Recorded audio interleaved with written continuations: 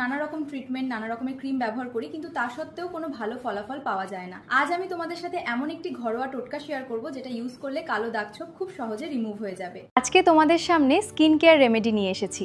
রেমেডিটি একদম সহজ পদ্ধতি, এটা কিন্তু সকলে ব্যবহার করতে পারবে। এই রেমেডিটি ব্যবহার করলে তোমরা নিজেরাই বুঝতে পারবে তোমাদের মুখে যত দাগ ছোপ কিন্তু রিমুভ হয়ে যাবে। চামড়াগুলো ঝুলে যাচ্ছে, কুঁচকে যাচ্ছে, সে চামড়া টাইট করতে সাহায্য করবে। আজকের এই দুর্দান্ত রেমেডিটি বানানোর জন্য ঘরে রয়েছে সমস্ত উপকরণ। আসসালামু আলাইকুম, আশা করছি তোমরা সকলে ভালো আছো। আল্লাহর রহমতে আমরাও খুব ভালো আছি। সেই উপকরণ দিয়ে কিন্তু বানানো হচ্ছে। তবে চলো, রেমেডিটি রেডি করার জন্য প্রথমে চলে এসেছি রান্নাঘরে। খুব কম খরচে তোমাদের স্কিনটা কিন্তু চকচকে হবে আমার উপায়ে। এই রেমেডিটি একবার ব্যবহার করে দেখো, সত্যিই বলছি তোমরা নিজেরাই দেখে হয়রান হয়ে যাবে। কথা না বাড়িয়ে মূল রেমেডিতে ফিরে যাই। সবার প্রথমে আমি এখানে নিয়েছি একটা বাটি, তাতে আমি 1 কাপ পরিমাণ এখানে জল দিয়ে দিলাম। এই জলের মধ্যে আমি সব উপকরণগুলো দিয়ে দিচ্ছি। প্রথম উপকরণ দিচ্ছি আমি এখানে লবঙ্গ, আর এই লবঙ্গ কিন্তু আমাদের স্কিনের জন্য কিন্তু খুবই উপকারী। এই লবঙ্গ যদি আমরা স্কিনে লাগাই, আমাদের স্কিনটা ভিতর থেকে উজ্জ্বল ও হাইড্রেট করতে সাহায্য করে। এবং এই লবঙ্গ যদি স্কিনে লাগাই, আমাদের মুখে যত মেস্তার দাগ থাকে, বলিরেখার দাগ, ট্যানের দাগ, সমস্ত দাগ কিন্তু রিমুভ করতে সাহায্য করে। ভিতর থেকে ত্বকটাকে কিন্তু উজ্জ্বল আর সতেজ করে তুলতে সাহায্য করে এই লবঙ্গ দানা। এবার আমি এখানে গ্যাসের চুলা আমি জ্বালিয়ে দিয়েছি, তাতে আমি বাটিটা বসিয়ে দিয়েছি।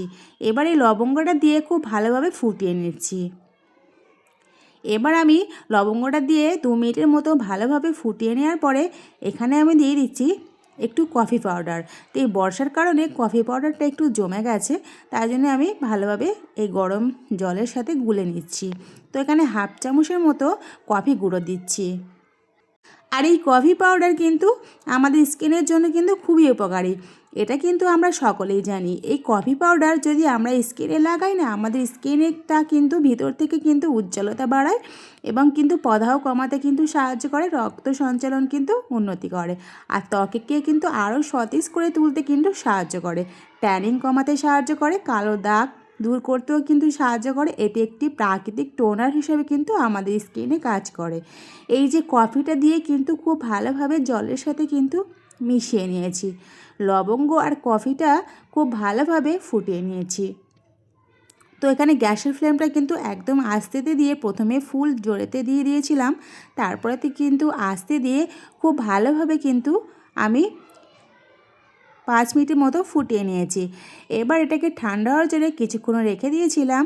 তারপর এখানে ওই যে জলটা, কফি আর লবঙ্গর জলটা আমি একটা অন্য পাত্রে ছোট কাচের বাটিতে আমি ঢেলে নিচ্ছি।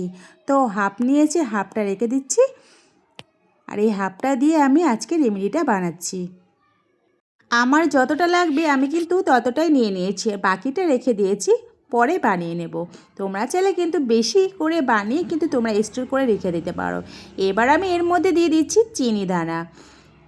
1 চামচের মতো চিনি দানা দিয়েছি। চিনি দানা কিন্তু স্কিনের জন্য কিন্তু খুবই উপকারী। এই চিনি দানা যদি আমরা স্কিনে লাগাই না, আমাদের স্কিনে যত মৃতকোষ রয়েছে সমস্ত মৃতকোষ কিন্তু দূর করতে সাহায্য করে, অতিরিক্ত ময়লা, অতিরিক্ত তেল দূর করতে সাহায্য করে এবং মৃতকোষগুলো সরাতে কিন্তু সাহায্য করে, রক্ত সঞ্চালন বাড়ায়, স্কিনটাকে ভিতর থেকে উজ্জ্বল আর সতেজ করে তুলতে সাহায্য করে। মুখে যদি কোনো বলিরেখার দাগ, ট্যানের দাগ থাকে, সেগুলো কিন্তু রিমুভ করতে সাহায্য করে।